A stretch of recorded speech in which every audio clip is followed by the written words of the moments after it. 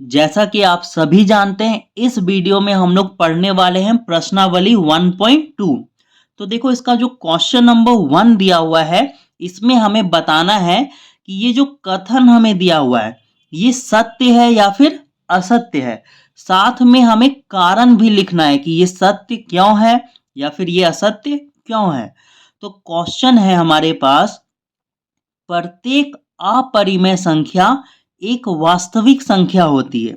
तो सबसे पहले आपको समझना होगा कि अपरिमेय संख्या क्या होता है और वास्तविक संख्या क्या होता है। तो मैं फटाफट से आपको थोड़ा सा समझा देता हूं, ठीक है।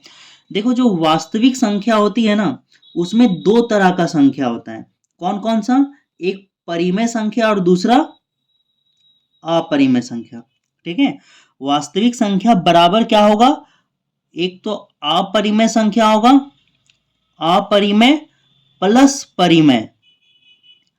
कहने का मतलब है कि वास्तविक संख्या के संग्रह में, देखो ध्यान से सुनना, यही आपको आंसर भी लिखना है। वास्तविक संख्या के संग्रह में परिमेय और अपरिमेय दोनों तरह की संख्याएं होती है, ठीक है।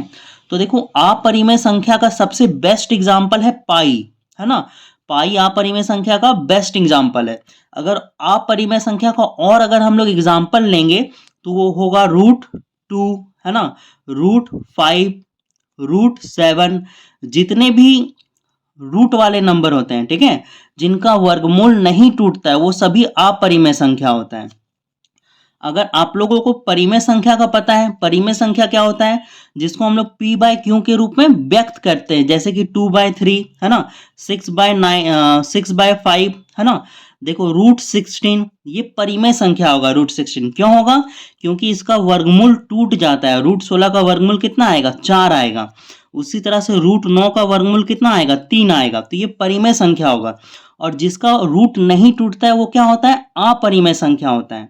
तो हमसे क्वेश्चन में देखो क्या पूछा है। क्वेश्चन में बोला है कि प्रत्येक अपरिमेय संख्या, ठीक है, जितना भी अपरिमेय संख्या यानी कि पाई, है ना, √2, √5, √7, ये सभी क्या है? एक वास्तविक संख्या होती है।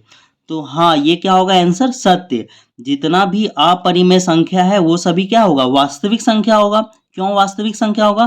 क्योंकि वास्तविक संख्या में अपरिमेय संख्या होता है ना। ये बात अलग है कि अपरिमेय के साथ साथ परिमेय संख्या भी होता है वास्तविक संख्या में, ठीक है।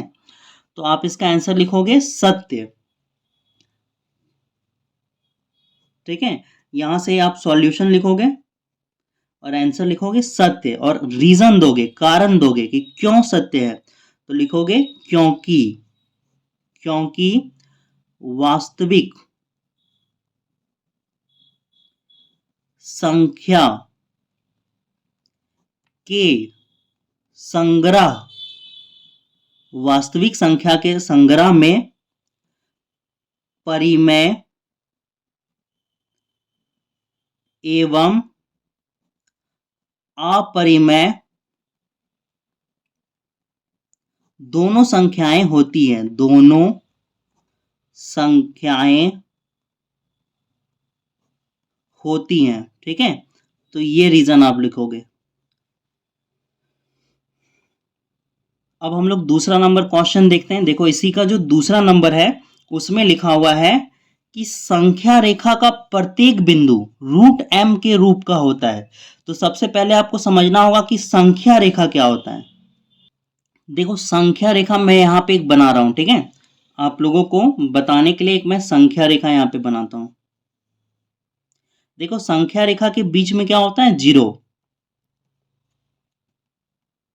और इधर क्या होता है? धनात्मक नंबर, पॉजिटिव नंबर इधर होता है। और ये कहां तक जाएगा? इन्फिनिटिव, अनंत तक जाएगा। और इधर क्या होता है? ऋणात्मक संख्या, है ना, माइनस वाला संख्या होता है। तो ये संख्या रेखा होता है। संख्या रेखा में धनात्मक और ऋणात्मक दोनों तरह की संख्याएं होती हैं। तो हमसे क्वेश्चन में पूछ रहा है कि संख्या रेखा का प्रत्येक बिंदु √m के रूप का होता है ना। और जो m है ना, जहां m क्या है? प्राकृत संख्या है। तो आप जानते हो प्राकृत संख्या क्या होता है? प्राकृत संख्या 1 से स्टार्ट होता है, 1 2 3 4 5, है ना, और कहां तक जाता है? इन्फिनिटिव, अनंत तक। तो देखो, जब भी आप कोई भी प्राकृत संख्या, प्राकृत संख्या का जो है ना वर्गमूल निकालोगे तो क्या आएगा, देखो √1 का अगर वर्गमूल निकालोगे तो क्या आएगा, 1 आएगा, है ना।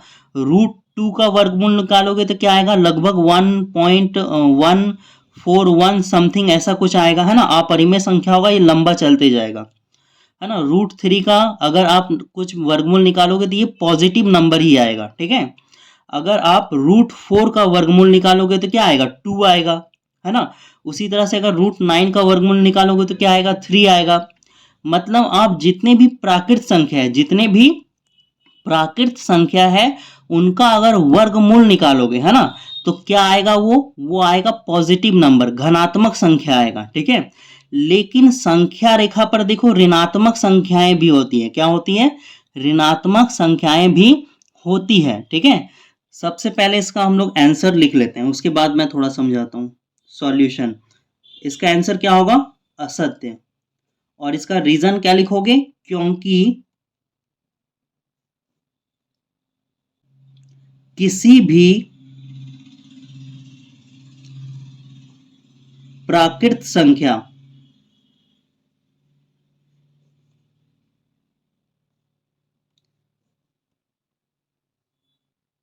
के वर्गमूल का मान ऋणात्मक नहीं होता है, ऋणात्मक नहीं होता है। तो ये इसका रीजन है, ठीक है। किसी भी प्राकृत संख्या का वर्गमूल क्या होगा, ऋणात्मक नहीं होता है। तो देखो अब 3 नंबर पे चलते हैं हम लोग। 3 नंबर में दिया हुआ है कि प्रत्येक वास्तविक संख्या, जितने भी क्या होते हैं वास्तविक संख्या, एक अपरिमेय संख्या होती है, ठीक है। जितना बोल रहा है क्वेश्चन में कि प्रत्येक वास्तविक संख्या, जितना भी वास्तविक संख्या है वो सब का सब क्या होती है, अपरिमेय संख्या होती है।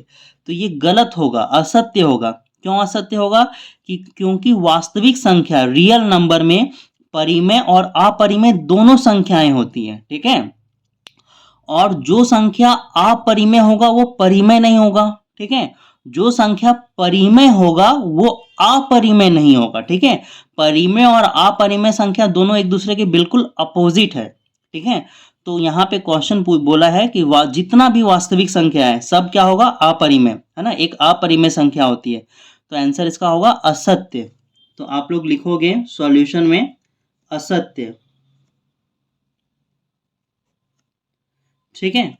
आप यहाँ पे उदाहरण दे सकते हो, जैसे जैसे दो, जैसे दो एक वास्तविक संख्या है, दो क्या है, वास्तविक संख्या है, किंतु यह अपरिमेय नहीं है, यह अपरिमेय संख्या नहीं है,